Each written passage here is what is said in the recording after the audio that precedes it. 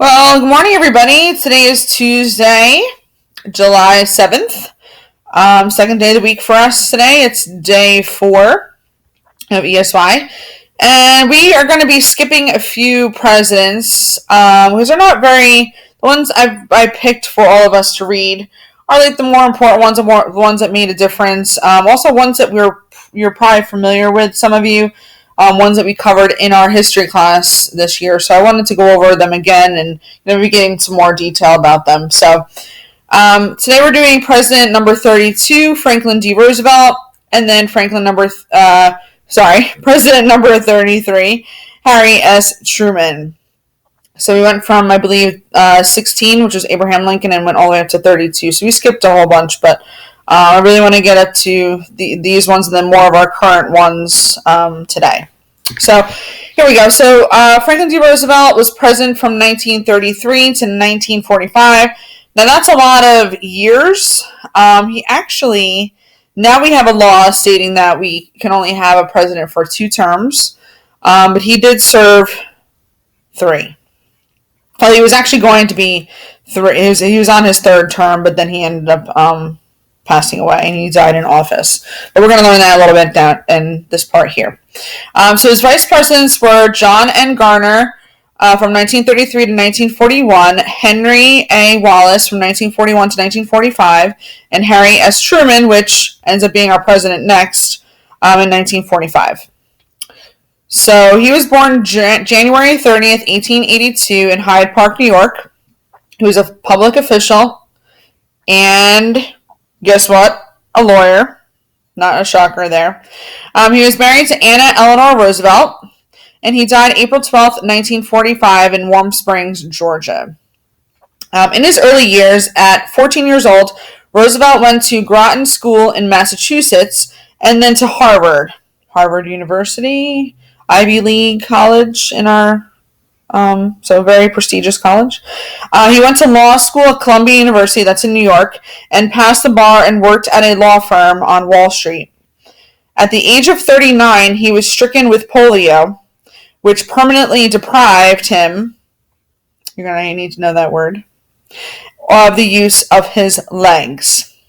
So he was actually crippled, and he ended up having to use a wheelchair at the time. And did you know that Roosevelt was the first president to appear on television? So TVs had just come out around his presidency, I believe in the 40s, not in the 30s. So he was the first president to be seen on TV. And his presidency, so during his first term, Roosevelt introduced the New Deal. We learned about this in history class, everybody.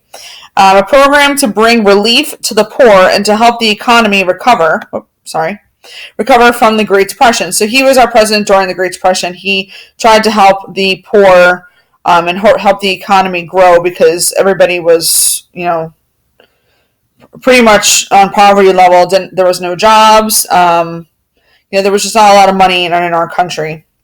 For his second term, he continued the recovery measures. And his third term was concerned with foreign affairs and World War II because the start of World War II was in 1939. So he, from 1939 to 1945, it actually was over in 1945.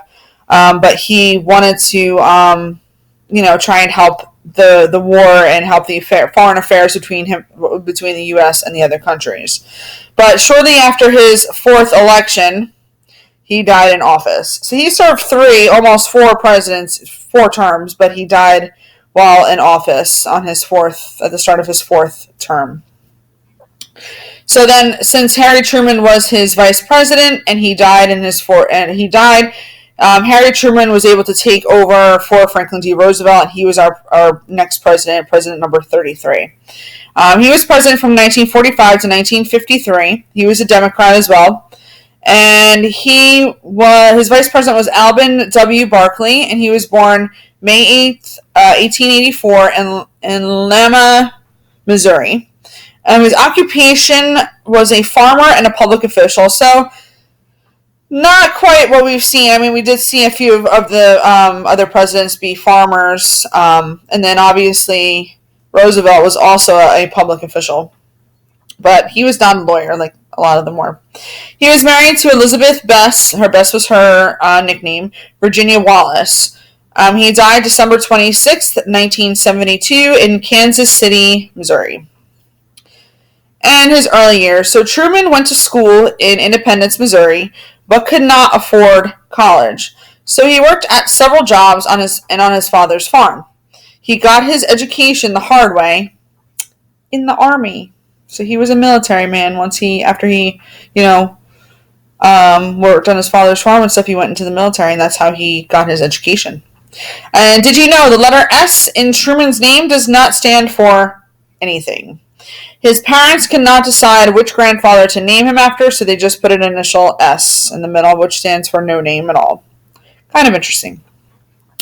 And his presidency. Truman took office when President Roosevelt died just before the end of World War II.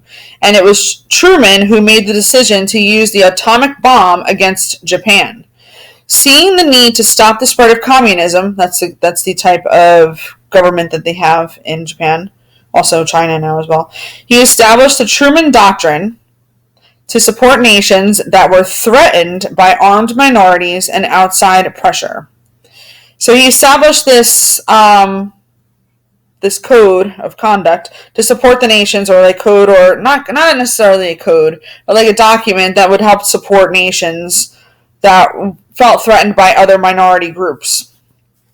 And so he proposed the Marshall Plan to help war-torn countries, and helped from NATO, which is the North Atlantic Treaty Organization.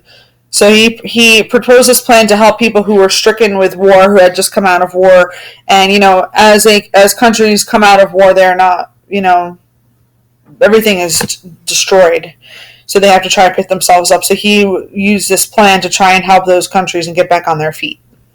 All right, so that is the reading for today.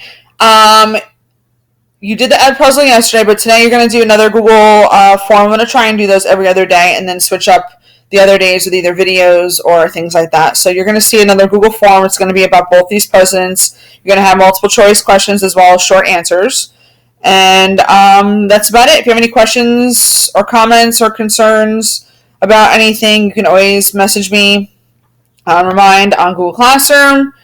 And I will talk to you guys later. Have a great day.